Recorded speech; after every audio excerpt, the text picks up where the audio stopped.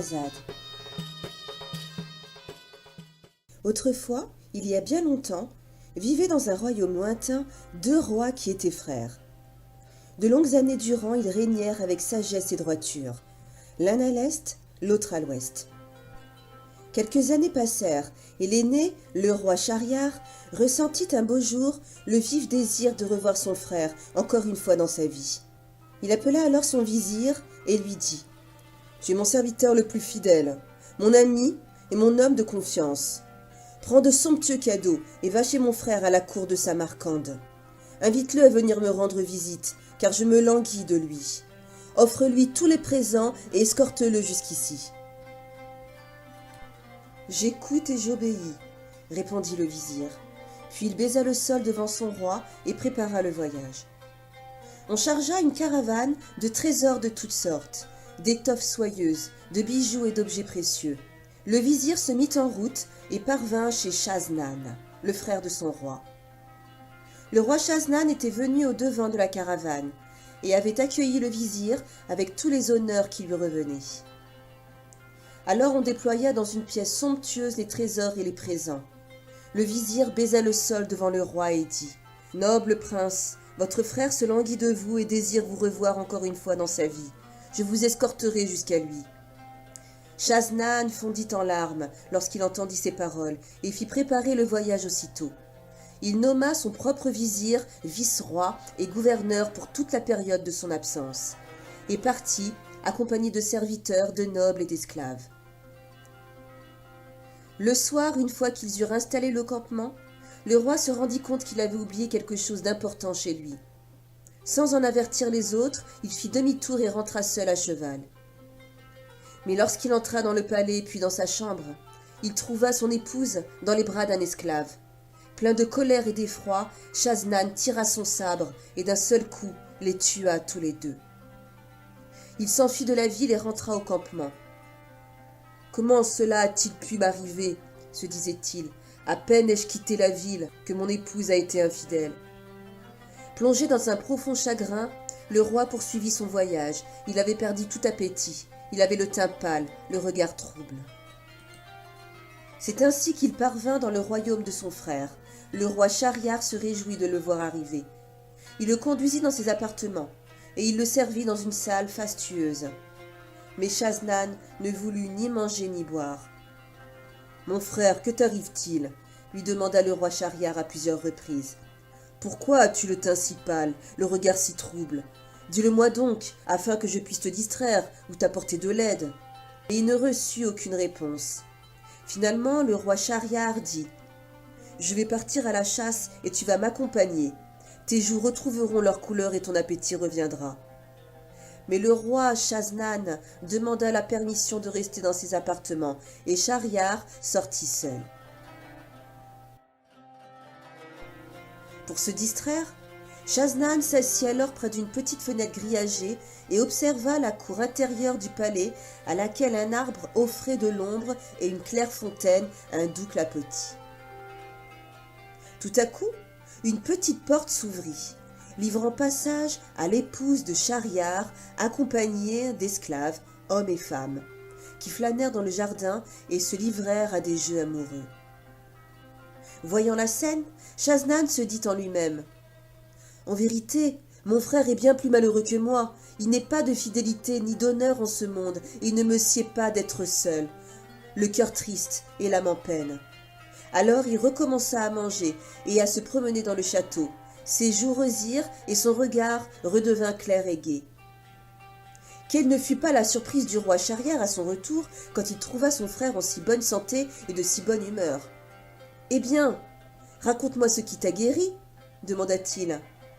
Chaznan refusa de répondre, mais comme son aîné insistait, il lui raconta tout ce qui était arrivé à son départ et tout ce qu'il avait vu à travers la fenêtre grillagée.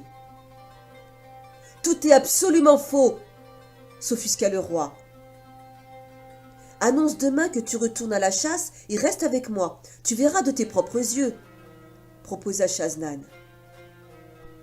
Quand tous les chasseurs furent sortis, les 2 frères allèrent discrètement se cacher près de la fenêtre grillagée. De nouveau, la reine apparut avec ses amants et ses compagnes de jeu, sous les yeux du roi cette fois. L'infidélité de son épouse inspira une colère telle à Schahriar qu'il la fit exécuter, ainsi que tous ses serviteurs.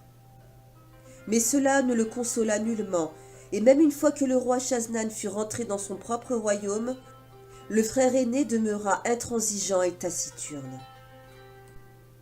Un jour, il appela son vizir et dit « Désormais, tu m'amèneras chaque soir comme épouse une belle de mon royaume, une fille de noble.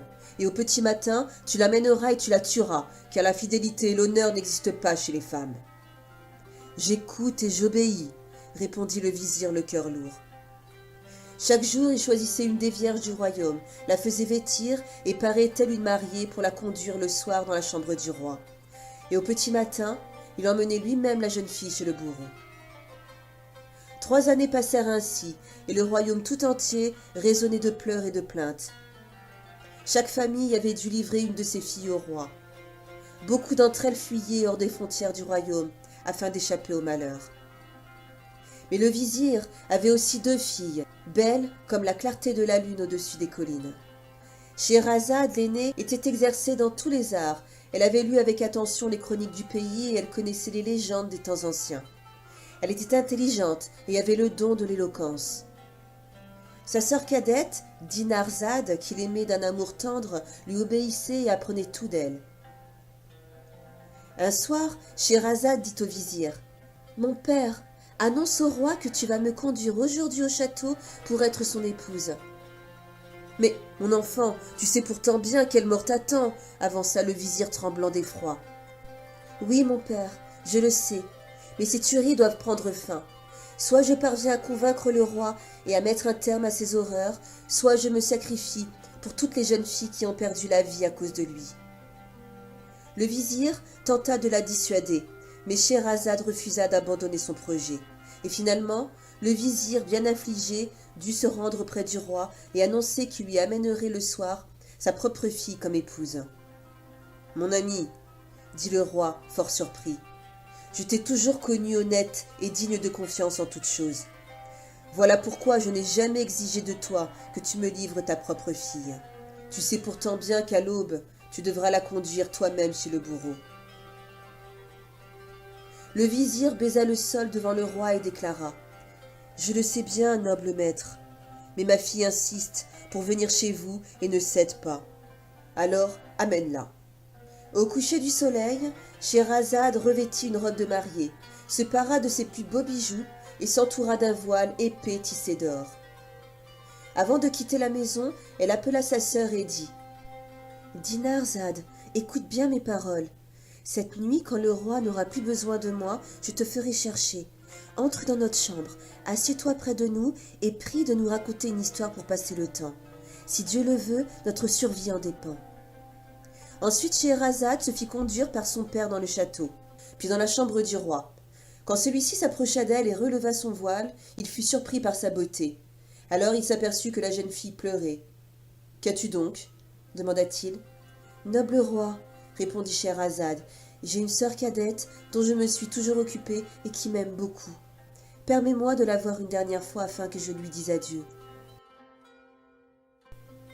Le roi le lui accorda et fit quérir Dinarzade, qui entra dans la chambre et s'agenouilla près du lit.